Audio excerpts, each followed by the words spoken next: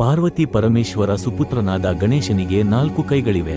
ಅವನ ಬಲಭಾಗದ 2 ಕೈಗಳಲ್ಲಿ ಒಂದರಲ್ಲಿ ಪಾಶವಿದೆ. ಇದು ಮಹಿಮೆಯಿಂದ ಕೂಡಿದ ಪಾಶ. ಗಣೇಶ ಇದರ ಸಹಾಯದಿಂದ ತನ್ನ ಭಕ್ತರ ಮನಸ್ಸನ್ನು ಆಕರ್ಷಿಸುತ್ತಾನೆ. ಇನ್ನೊಂದು ವರದ ಹಸ್ತ. ಇದು ಗಣೇಶನನ್ನು ಮೊರೆ ಹೋದವರಿಗೆ ಭಯವಿಲ್ಲ ಎಂಬುದನ್ನು ಸೂಚಿಸುತ್ತದೆ. ಹೀಗೆಯೇ ಎಡಭಾಗದ 2 ಕೈಗಳಲ್ಲಿ ಒಂದು ಅಂಕುಶವನ್ನು ಹಿಡಿದಿದೆ. ಇದು ನಮ್ಮ ಅಜ್ಞಾನವನ್ನು ನಿವಾರಿಸುವ ಒಂದು ಸಂಕೇತವಾಗಿದೆ. ಮತ್ತೊಂದು ಕೈಯಲ್ಲಿ ಮೋದಕಗಳಿಂದ ತುಂಬಿದ ಪಾತ್ರೆಯಿದೆ. ಇದು ಗಣೇಶನು ಎಲ್ಲರಿಗೂ ಸಂತೋಷವನ್ನು ಕೊಡುತ್ತಾನೆ ಎಂದು ತೋರಿಸುತ್ತದೆ. ಮತ್ತು ಅವನ ಹೊರಮುಖವಾಗಿರುವ ಕೆಳಗಿನ ಕೈ ನಿರಂತರವಾದ ಕೊಡುಗೆಯ ಸಂಕೇತ ಮತ್ತು ಶಿರ ಬಾಗಿಸಲು ಆಹ್ವಾನ ಕೂಡ.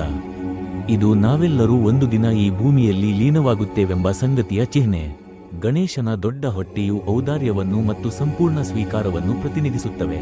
ಹೊಟ್ಟೆಯು ಇಡೀ ಬ್ರಹ್ಮಾಂಡವೇ ಗಣಪತಿಯಲ್ಲಿ ಅಡಗಿದೆ ಎಂಬ ಅರ್ಥವನ್ನು ಕೊಡುತ್ತದೆ. ಗಣೇಶನ ಮೇಲಮುಖವಾಗಿರುವ ಕೈ ಅಭಯಹಸ್ತದ ಸಂಕೇತವಾಗಿದ್ದು, ಹೆದರದಿರು, ನಾನು ನಿನ್ನ ಜೊತೆಗಿದ್ದೇನೆ ಎಂದು ಅರ್ಥ ನೀಡುತ್ತದೆ. ಅವನು ತನ್ನ ಕೈಗಳಲ್ಲಿ ಅಂಕುಶ ಮತ್ತು ಪಾಶವನ್ನು ಹಿಡಿದಿದ್ದಾನೆ. ಜಾಗೃತಿಯಿಂದ ಬಹಳ ಶಕ್ತಿಯು ಹೊರಹೊಮ್ಮುವುದು. ಇದರ ನಿಯಂತ್ರಣವಿಲ್ಲದಿದ್ದಲ್ಲಿ ಆ ಶಕ್ತಿಯು ಕಗ್ಗಂಟಾಗುವುದು.